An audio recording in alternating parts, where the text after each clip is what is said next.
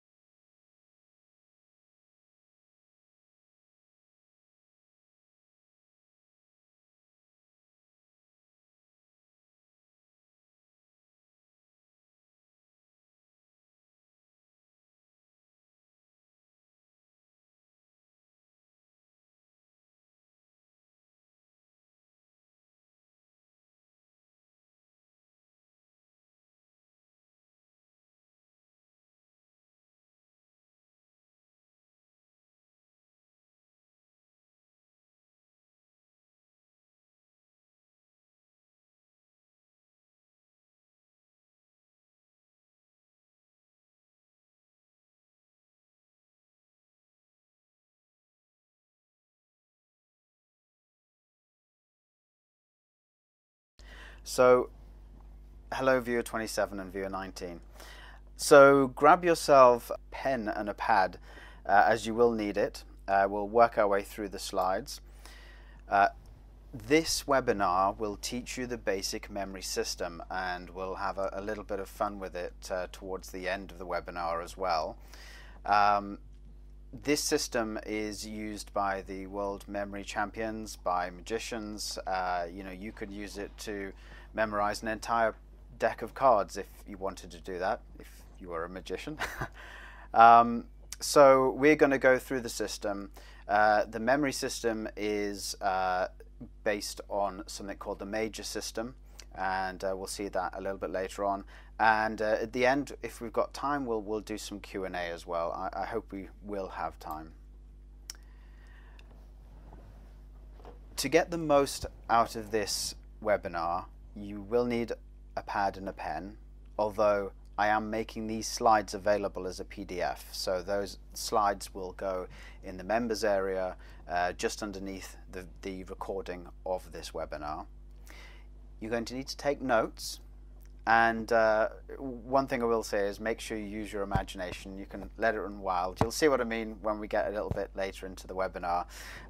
And, while this may seem a little odd, suspend your skepticism for now. Your achievements match your expectations. So let me just say that we won't be running around our living rooms doing circles and shapes. This is a memory system that you could use to memorize anything. You can go away from this one session and use it to memorize equations, poems, facts, figures, dates, you name it, you can memorize with this system. Try and take part 2 in the chat window. So if you move your mouse to the top of the screen and click on the chat bubble, you'll be able to type messages to me. It'll be great to get you involved, and when I ask questions, if you can sort of type up, and it shows that you're understanding and we're learning as we go along. This is the first time I've presented this system to anyone, so you'll have to forgive me if I make a couple of slip-ups. So there are several different memory systems. The first are mnemonic systems. So one I remember from school is Roigabiv, which is the rainbow colors: red, orange, yellow, green, blue, indigo, violet, and that's how I remembered it. So mnemonic systems are quite useful. The school letters, so I remember it as all King Edward's horses carry many brave fighters. So again, that's a mnemonic system. There are also peg systems, and peg systems are where you have a list of objects and you assign different memories to those objects.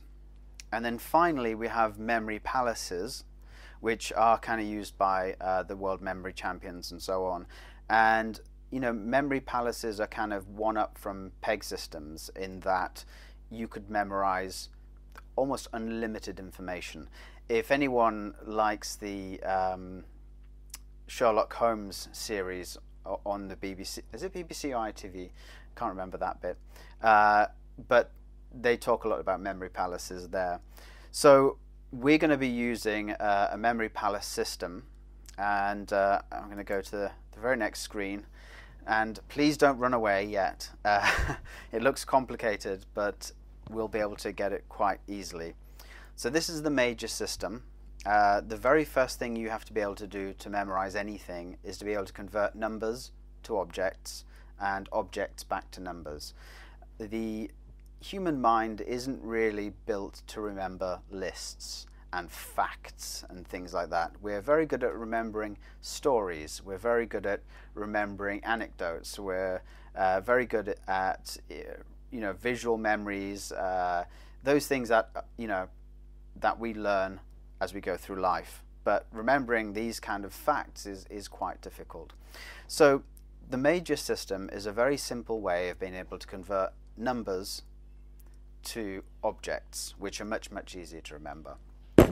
And you can imagine, trying to remember all the different movements in a test in order, and it's very difficult. So let's start with the major system. So what it does is the major system assigns letters to different numbers, and then what you can do is you can make up words with those numbers. So hang in there, here we go, and you'll be tested on this.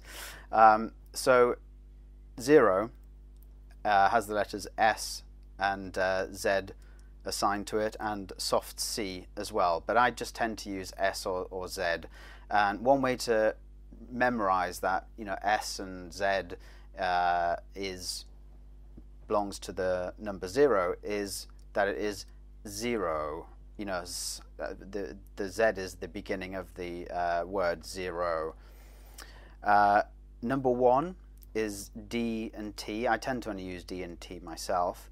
A good way to remember that is that D and T have one downstroke. So we'll work through this, but this will be the one thing that you probably have to print out and just go away with and remember. Although I think you'll probably do quite a good job of it in just the few minutes that we've got here.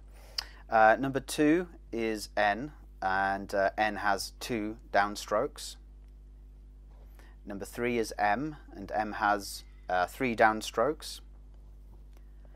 4 is R, and one way to remember that is 4 is R as the last letter. 5 is L. So you can, if you know anything about Roman numerals, L is the Roman number for 50. Or if you put your 5 fingers into a sort of an L shape with your 4 fingers pointing up and your thumb pointing out to the side, it makes an L shape. That's perhaps one way you could remember that L belongs to 5. 6 is J. It's a sort of mirror image of 6. 7 is K. Now if you look at the letter K, you can see that it's kind of made up of lots of different sort of 7s at different angles. So that's one way that I remember that 7 is K. 8 is F or V, and if you do one of those fancy Fs in script, it looks very close to an 8. And number 9 is B and P. Okay, so B and P are sort of mirror images of 9. Now, what you then do is you can make up objects to go with the numbers. And in the next couple of slides, I'll show you that. But for now, just have a look down through this slide and see if you can quickly get the hang of 0 is an S or a Z, and 1 is a D and a T, and so on, and just work your way down that slide, because I'm going to test you on the next slide. So we'll just sort of see how far you get with that. Keep hanging in there. This is the toughest part of the system. The rest of it is quite fun, and you'll see why. Okay, now I'm going to move to the next slide, and as I call out each number, I want you to tell me what the letter is in the chat. Okay, so this is this part of having a go with us. Okay, so I've changed the slide, All we've got is numbers. So number 0, can someone tell me what that is? Yep, well done. Viewer 27, viewer 25, that's perfect. Number 1, please.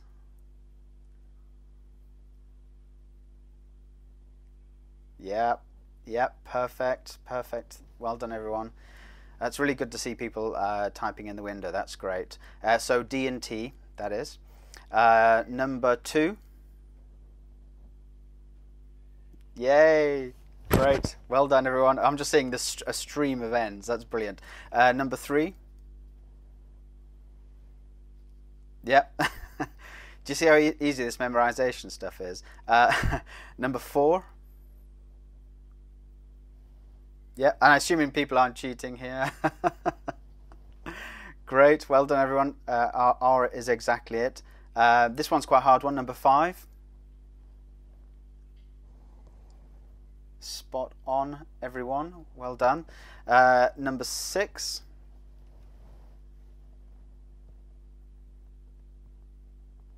Oh, well done, viewer 25. That's perfect. Okay. Number 7. Can everyone remember what number 7 is? Yeah, I think 7's really easy, isn't it? You know, 7 is the kind of fits into the K very nicely. Number 8.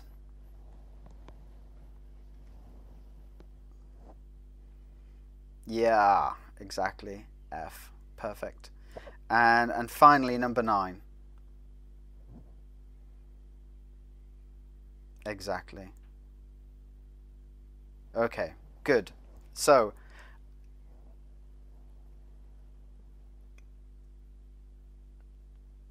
B or P, viewer 25 for number 9, B or P.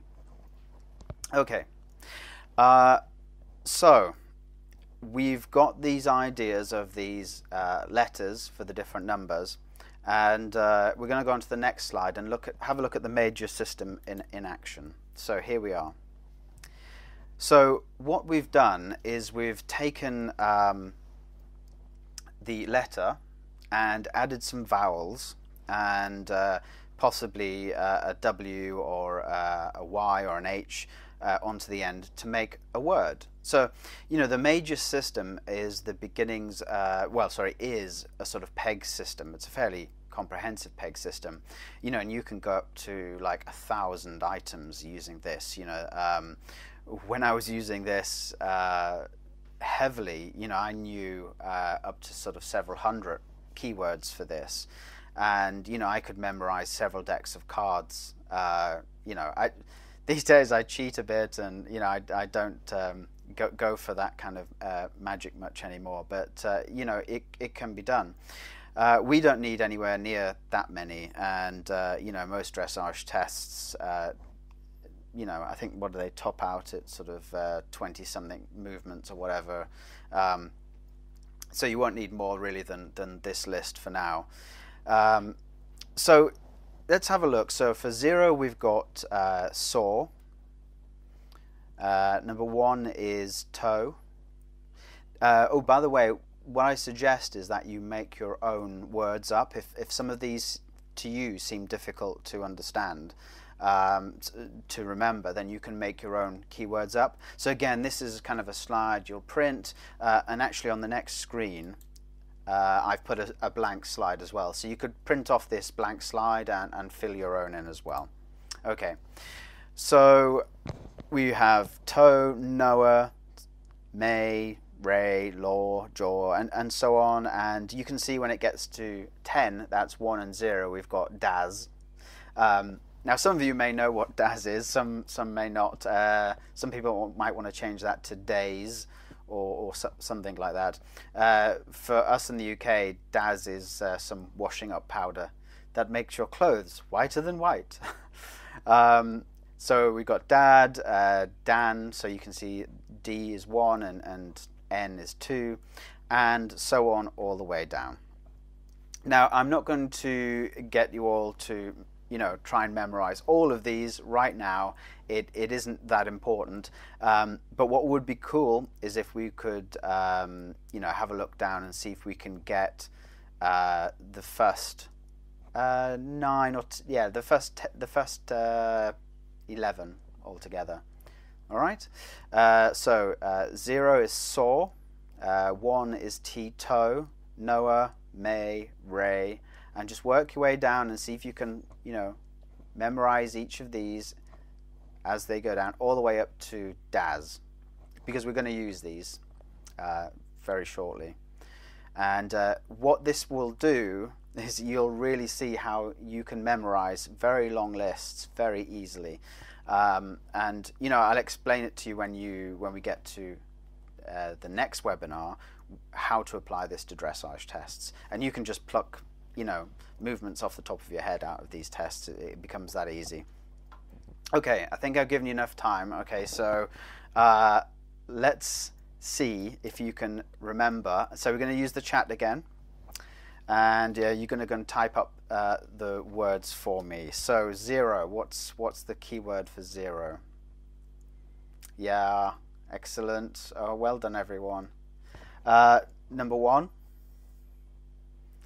I want to see big streams of people typing it in. Yeah, excellent. Number 2.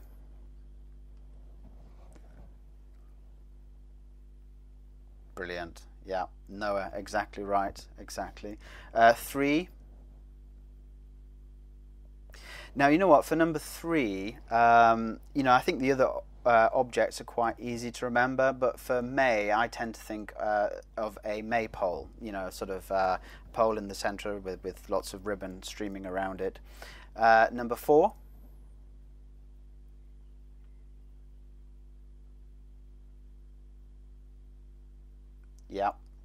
Yeah, exactly. Ray. And I often sort of visualize piercing sort of streams of light. You can choose Ra, which is I think is an Egyptian god, or whatever works for you, which is why you've got this sort of blank system here. Number 5.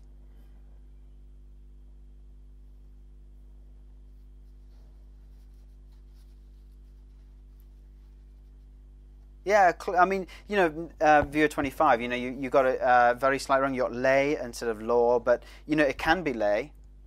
You can, if you find that easy to remember and stick, you could imagine a chicken laying eggs or something like that. For law, I tend to visualize a rather large policeman with a sort of policeman's cap on top of his head. If you look at the shape of the number 5 as well, it kind of lends itself to this idea of sort of portly policeman with a cap on his head.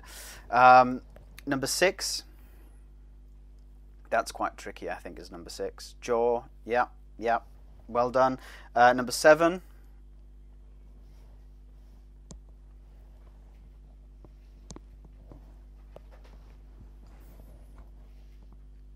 Key, exactly right, key. So it begins with a K. Number 7 is K. So if you remember, the 7 sort of fits itself into the letter K a number of times. Number 8. Maybe if viewer 14 jumped the gun.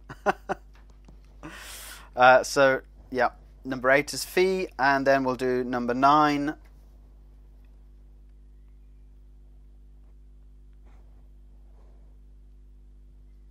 Number 9 is bay, B. So I think of a bay horse for this, and hopefully everyone can tell me what number 10 is. Yeah, exactly. Daz or day. Yeah, exactly. Viewer 15. It can be 27. It can be day as well. Whatever's good to stick in your mind. Right. Okay. So we're going to have a little bit of fun with. 9 was bay.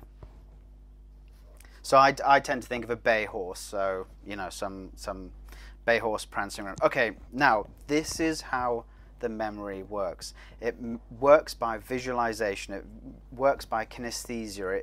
It works by putting together a funny story. So we're going to memorize a complete shopping list. By the way, these are kind of random things that I threw together, and we're going to memorizing it using the list of keywords that you got. So we know that number 1 is toe, so we're going to visualize a whole load of peanut butter stuck between your toes, and it's disgusting, and you can feel it clacking between your toes, and you can smell the peanuts in there, and it's a bit crunchy as well. All right, how gross does that sound? Okay, so we've got that. Number 2 is Noah. So we've got bread. So I would imagine Noah throwing out chunks of bread to the animals as they come up the ark 2 by 2, and he accidentally throws one a bit too hard, a whole loaf, and it bounces off one of the birds as it flies in, or something sort of silly and weird like that. Number 3 is May. So we've got milk. So I would like to imagine a whole load of milk churns swinging round and round on a maypole, going around and clanking into each other with milk slopping around all over the place. Number 4 is Ray. So you can actually imagine it's early in the morning, these rays of light come through the sky and bounce off this beautiful cup of coffee, and it gets a little halo around it, and you can smell the coffee coming off of it as the rays of sunlight warm it up. 5 is Law. So I'd like to and you need to try and keep all these stories quite funny, and they'll just sort of stick in your mind. So number 5 is Law. So I'm going to imagine a policeman suddenly taking off his hat, and inside is a cornflakes, and he adds the milk in there and starts eating the crunchy cornflakes out of his hat. So I'm speeding up a little bit now. So 6 is Jaw. So perhaps you can imagine this jawbone running around chasing a chicken, and the chicken squawking away, trying to get through the part away from this jawbone that's running after it round the pen. 7 is Key. So we want to try and imagine someone shoving a carrot into a keyhole and trying to turn it to get it, and there's bits of carrot coming off, and it's crunching away as you try and get it into the keyhole. Number 8 is Fee. So actually with 8, Fee, Foe, it's whatever you want to come up with that. So I tend to think of Fee as a big wodge of cash. So you perhaps want to imagine going into the supermarket, and there's these super expensive, super hot chilies that you can buy, but they're sort of thousands of pounds, and you have to put down these great big chunks of cash to buy it. 9 is Bay. Now sometimes I think of a bay horse, and sometimes I think of a bay as in an area of beautiful beach and that kind of thing. So in this case, I'm just going to imagine a bay with water lapping up and sort of lapping up rashers of bacon onto the shore, and freshly cooked rashers of bacon being washed ashore, and you can go and eat them. And 10 is Daz. So perhaps you can imagine you get your box of Daz, and you're about to put it in your washing machine, but you kind of realize that it's sugar, and you taste it, and it doesn't taste of Daz at all, it tastes of sugar, and it's really weird coming out of a Daz box. Alright, so that was a quick rundown, goodness me. So this is how you would remember your shopping list if you've got your sort of PEG system, your keyword list. I'm going to hide this now, and we're going to see if we can come up with the shopping list. So please tell me, what was item number 1 on the shopping list? Yes. Very good, everyone. Well done. The more that type up on the screen, the better. Number 2. Would remember. Yep. Thank you for taking part, everyone. This is brilliant. Number 3.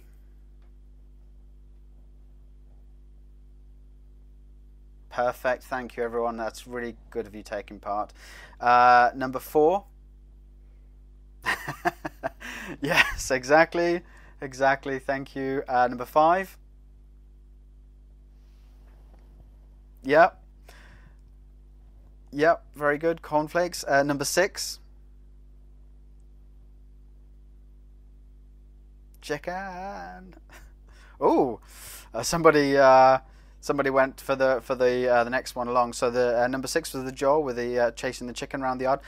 Number 7. Yeah, exactly.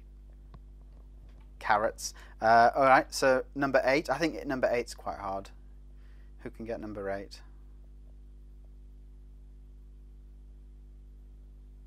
Exactly, 21 and 25 chilies. Number 9.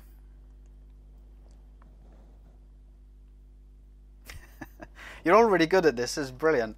And number 10.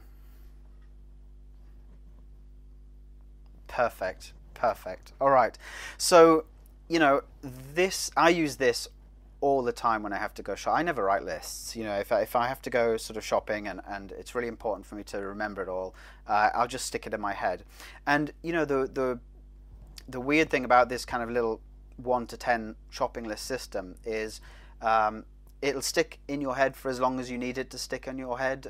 So you know, by the time you get to the shops and you can go around and get your shopping list in, that kind of thing works perfectly. And it obviously works for things other than shopping. And then if you get another shopping list, then you go through the process again and you just memorize. Your mind seems to remember the latest list. And you know, the reason for that is, you know, you don't give yourself very many repetitions when you've got something as insignificant as a shopping list. You know, you'll quickly go through it, make the associations, off you go, do the shopping, get it all in, and then you forget about it. And like any story, you know, if you just sort of hear it once and then you forget about it again, you probably forget it. But when you repeat it and repeat it, it builds itself into your memory. So that was a really simple peg list. Can everyone see how relatively easy that was to remember all these different items? I hope that's kind of given you an idea. Are there any questions at this point before we move on to the bonus round?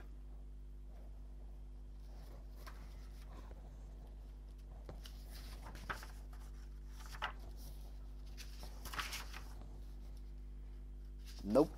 Good, good. All right. So here we go. The bonus round is where we're going to do a little bit of test memorization. We're going to remember a few things about a few tests just to see how this would work. Okay? So let's talk about memory palaces. So memory palaces are a combination of places and symbols. Okay, and you know, in this case, we have some symbols such as we've got a 20 by 40 meter arena and a 20 by 60 meter arena that we want to remember. And we don't want to remember 20 by 40 or 20 by 60 because these things just don't stick on your head. So I've chosen, and by the way, you will remember this. You'll remember that the pyramid means 20 by 40. Your mind just does that. It makes the translation very quickly between one and the other. So the 20 by 40 is a pyramid. Now the reason I chose that is because the base of the pyramid is square. You know, it's quite a squat structure. We're talking about a smaller arena, and you know, the arena splits exactly in half for 2 squares. All right. So then the 20 by 60, I chose the symbol of the Eiffel Tower because, you know, it's quite a thin, very, very tall structure. And that's, when we come to do these visualizations, this is how I'll know that it's a 20 by 60. Okay? Now, so we've got symbols, we've also got places in memory palaces. Now, this is where it's a little bit complex, and this is where next week you'll pick up this more. I think everyone will get it. So these are UK tests. We've got 5 of them. We're going to memorize 5 tests with not the test itself, but information about the test. Now, the UK tests are quite good in a way that they're all numbered, which fits with our system really, really well. Unfortunately, we have Intro A and Intro B. So actually, I'm going to assign 0 to Intro, and we've got 0 and A. So I've come up with just like Sahara as the Sahara Desert as the place. And for Intro B, we've got Saab, the Saab car. Basically, when you have a memory palace, that means you can have lots of different places and then use that complete list of numbers from the major system, 1 to however many hundredths you want. And everything, all those objects become linked to a single place. And basically the idea of a memory palace is you have multiple places, and in each of those places you have a series of objects and memories which link together in a certain order, and that's how you kind of, you know, start to memorize thousands of things. This is how you can memorize whole plays and poems and, you know, complex mathematical equations and all that sort of stuff. So we've got the Sahara Desert and the Saab car. Number one we know is T, so I've chosen a tube train as the place. This will become more apparent in a second. 4 Rocky Mountains I'm chosen for 4, and 15, prelim 15.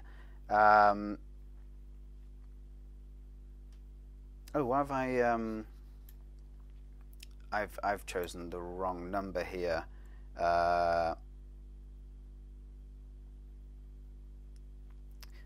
Do you know what, my place for 15 is something I can't repeat here. It might offend some people. Sometimes when you think of the places that you want to memorize, you want to choose something funny, or, you know, something that is very, very vivid. So since 15 is T and L, or D and L, let's see if we can think of something. Anyone got any suggestions for a place that has T and L in it that's really memorable? Let's have a think. Anyone come up with something?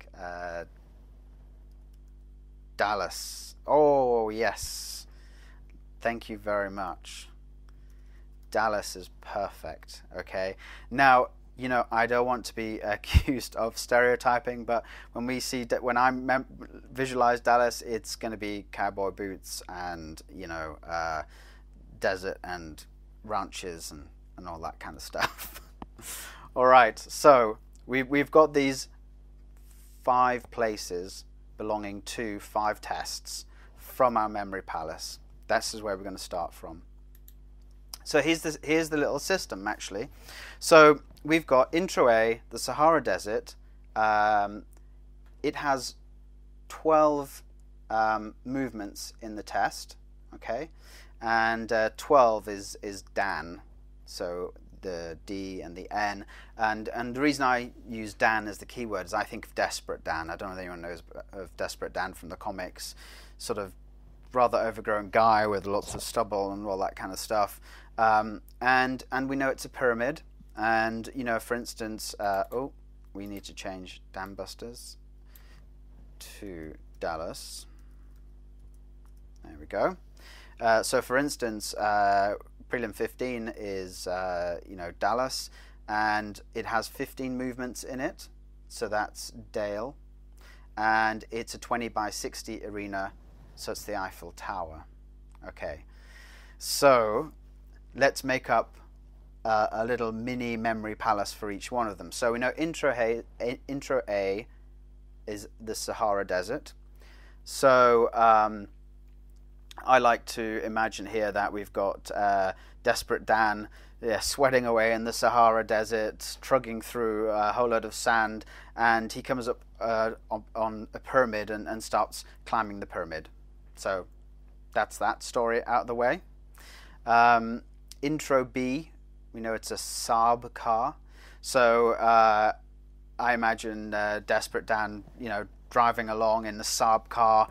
Inside the car, he's kind of squished inside, and he's skidding around all the place in this super fast car, and you know, he's actually driving over small pyramids and trying to steer around them and all that kind of thing. So like he's on a little slalom course. So prelim 1, the place for it is Tube Train, and it's got 9 movements in it, so we know it's 9. We know that's a bay. And pyramid is the 20 by 40. So in this case, I kind of imagine everyone sat in a tube train, and suddenly this bay horse starts trotting through the compartment, scattering people all over the place. It's got a silly pyramid hat on its head, and you know, its saddle looks like a little pyramid as well, and it's sort of trotting down and causing mayhem. So prelim 4 are Rocky Mountains. I imagine somebody climbing the Rocky Mountains, and suddenly he comes across this pyramid sort of wedged into the rock, and he pulls it, and suddenly the whole dam bursts, and the cliff falls away, and all the water pulls out, and he falls away. Bit grim. There you go. Easily rememberable though. So I haven't done this one before, so let's have a look. Prelim 15. We've got Dallas. And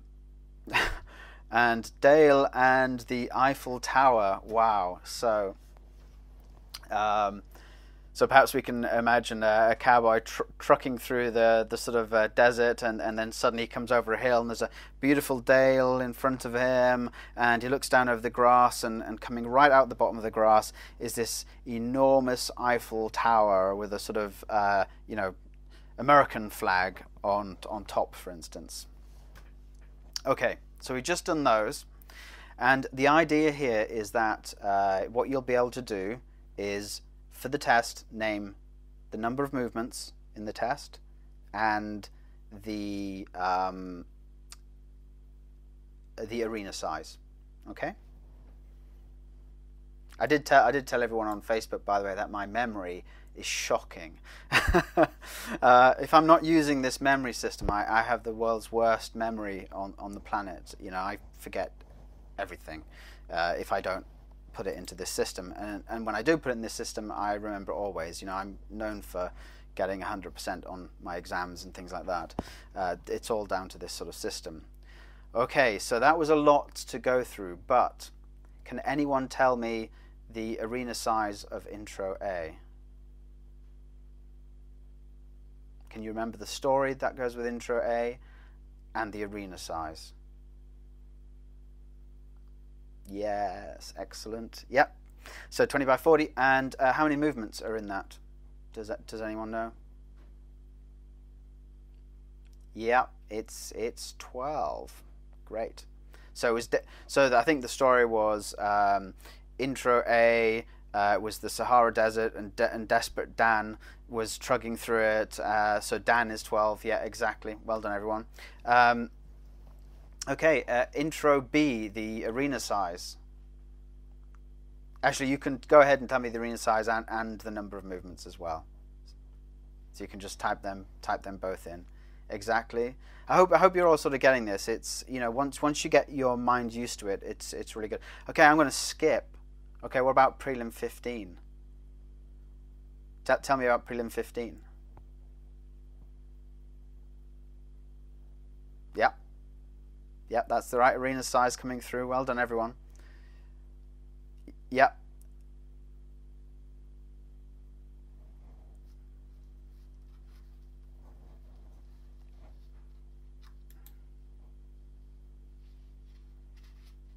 Do you know what, folks? I have...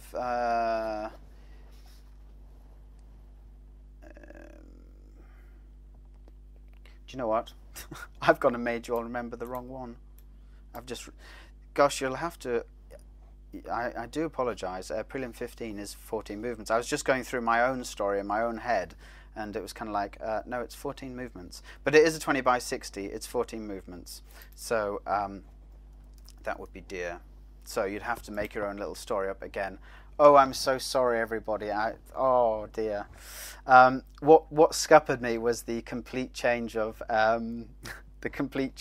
place, which I tried to put in because I couldn't put my place in there. So I apologise. So it is, by the way, 14 movements for that. So that's not your fault. You all got it right as per the memory.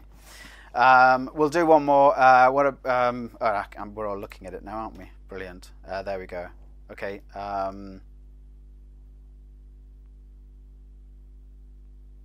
Give me Prelim 1. What size arena for Prelim 1? Yeah, well done, everyone. That's brilliant. Okay, so thank you. Oh my word, I am so sorry about that little hiccup with Prelim 15. Yeah, I was just looking at it and going through my own memory, and I was just like, it's not 15 movements. Okay, so you could, as homework between now and the next webinar, is find yourself a bunch of tests that you want to remember, and generally just take a bunch that you regularly do. You can be if you're doing intro and prelim, you can grab intro A, intro B, and a bunch of prelim tests that you do, and start to put together this little system here where you can name the arena size and the number of movements. It's of no use to anyone but you, but it's a really nice, fairly simple introduction to the complexity of the system, so that you'll get this idea of each of them having places and then having objects around it as well. Does this make sense to everyone? I think this is the most complex bit of it. We go from the very simple shopping list to putting together multiple objects to create a story, and then be able to recall that story again later on and pull out all the separate bits. Possibly, yes. Well, I am putting the whole set of slides in the members area for everyone, so you'll be able to go through the whole thing again. But I am going to very quickly go back to the beginning and whisk through, not at the moment, okay. Let's just quickly whip back to the beginning so that we have the idea. So the very first thing that you want to print off is the major system, and make sure that you have this locked in your mind. It won't take up very long. I've got a little sort of key to help you memorize it, and just print it off and have it around. I did say this wouldn't be much running around the arena or your kitchen floor or whatever. Once you've learned this major system, by the way, you'll be able to memorize all kinds of things with it. And then you can test yourself on the second sheet as well, so you can just print these off. The next thing you want to do after memorizing this part of the system is to go through and sort of memorize the keywords. Now, some of them you can change. I think some people did change their keywords already. Whatever is easiest for you to remember. Then test yourself once more. I think actually, once you know the major system here, you'll have these down in no time at all. And if you've got 30 items down here, there's not a single list that you'll not be able to remember if you need to. Ignore the shopping list unless you need to go shopping. And then just sort of get together a bunch of tests that you want to remember and create a place based on the number of it, so you can see how this was put together. Then we know that 20 by 40 is a pyramid, 20 by 6 is the Eiffel Tower, and write down the number of movements and the keyword with it. You can do it just like this, and then go through and make up the stories and just test yourself a couple of times. Next week we will go through and memorize together an imaginary test. I'm going to put together a test. Now, I know this isn't very useful, memorizing an imaginary test, but let me explain the problem. Is that the British dressage tests are copyright. So if I go and teach you to memorize these tests, and I talk about the test, and I go through the test, and I have it printed up on my slides, and I give it out to lots of people, I'm quite possibly in breach of copyright. I'm not in breach of copyright for memorizing it in my own head, and I'm not in breach of copyright if I buy the sheets for myself and memorize them, but I probably am in breach of the copyright if I put them up on the screen for everyone to see. So we'll do, like a 12 movement test or something like that. We'll memorize that. You'll see how it all works. We'll play around with asking you to name movement 9 or movement 4 and so on. Then you can go away and apply that to your own tests as well. It takes a little bit longer to memorize the test like this, but it sticks in the head. And personally, I don't think it's that much longer. When I want to memorize a new test, it rarely takes me more than 30 minutes. And, throughout the day, as I'm, going about my daily life, I'll say, to myself, okay, what's, prelim 7 movement 5, or, what's, novice movement 2. I'll be doing that kind of thing just to get it to stick into my mind.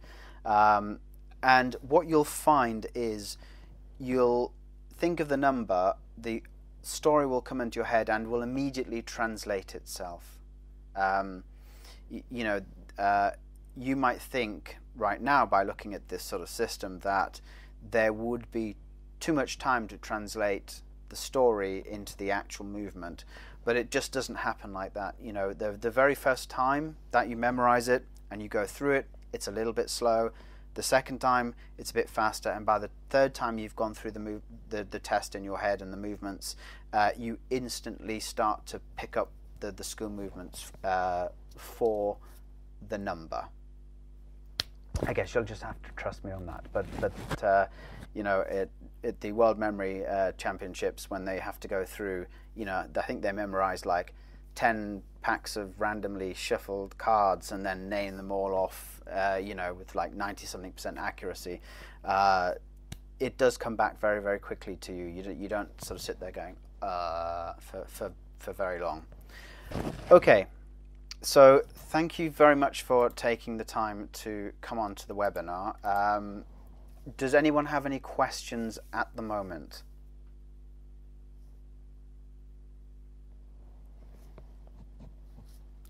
It's a lot to take in, but this is a professional memory system that you'll be able to memorize anything with. Okay, so I'm going to the numbers explained. Yeah, absolutely. There we go.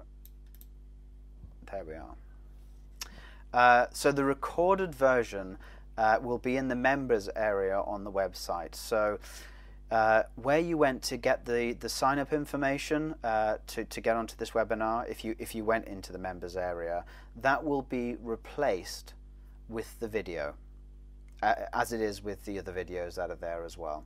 And under that video, I'll put a PDF version, a downloadable PDF version of this slide deck, so you can download that and print them off. Quite hard work. Thanks for coming along. The system, once you get it, I think it's really quite easy. And viewer 27. I mean, the human brain doesn't work in numbers very well.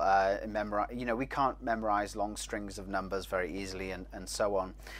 This is why this sort of system converts numbers to objects, because objects are so much easier to remember, and then once we sort of put them into a sort of sequence story, they become even easier to memorize, and then the brain just seems to be very good at translating backwards and forwards.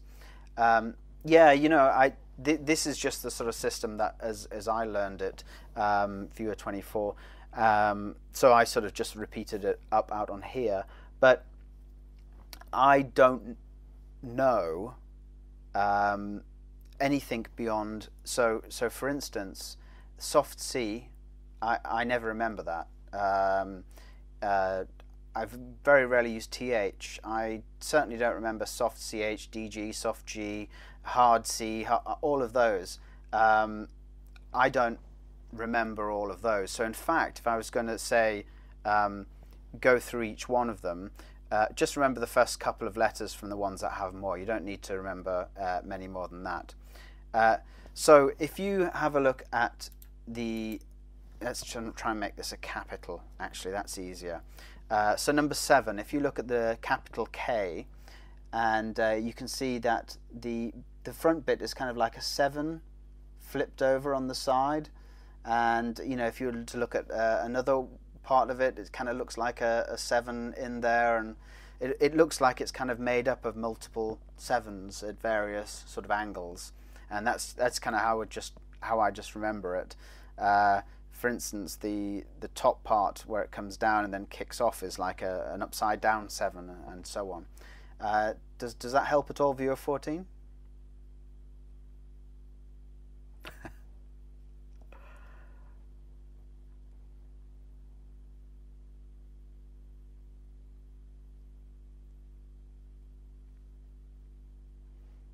So 7 is basically K, and that's kind of, the letter K is made up of 7s, if you like, at various angles. I think that's about it. So when you go away from here, memorize this.